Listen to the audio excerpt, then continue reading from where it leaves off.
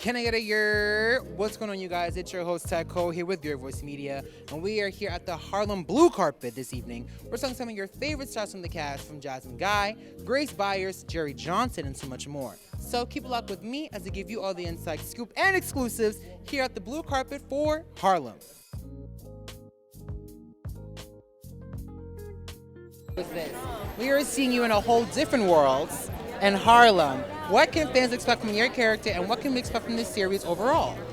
Well, the series really explores these four women in a thorough way, which I love because I hate shows that are all, everybody thinks the same way, everybody does the same thing because we're the same race. Right. I think in America we have so many different backgrounds that we're pulling together. I love that diversity about the show. I think everyone's in a big surprise with my character Sean. I think every He shows a lot.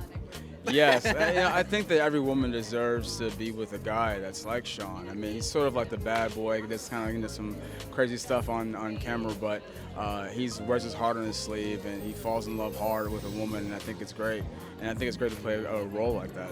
This was absolutely amazing because I don't think we see a lot of Caribbean American representation in television, in film, and this was Tracy's idea. So when we were developing the Quinn character, she was like, I really want to lean on your Caribbean roots, and I'm like, say nothing but a word. He's a very gifted, studied, creative, talented chef. You know what I'm saying? He's on the verge of a whole new life.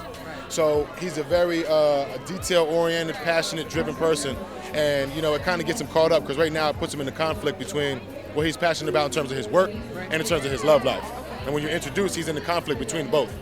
So, you know, to wrap it up, he's kind of like, he's like all of us, man. He's a man in process, trying to figure out who he is and what he stands for. For my first acting job to be in Harlem on a show called Harlem, and playing a role that is Aunt Tammy, and Aunt Tammy is so, you know, I like Aunt Tammy, the character, because she is fabulous and sophisticated, but she won't tell you like a T.I. is. I think that Ty will create a space for a more nuanced and more realistic depiction of queerness. There are queer boss-ass people out here. You just don't see it a lot on screen, and I think that's unfortunate. Like, there's a part of me that outwardly shows it, right? Because you see a curvy woman, and I'm always in bright colors, but it's an exterior thing, yes? It's rare that we, or at least I, am allowed to, or given the space to really express my opinion. They want to silence black women. And so to have the two, it's just like, I'm going to say what I'm going to say. I think, you know, even when we were filming the scenes, Grace and I would talk a lot, and I would tell her, like, you know, in real life, this is how it goes down sometimes, you know? Like, people start falling for someone that they didn't expect to fall for.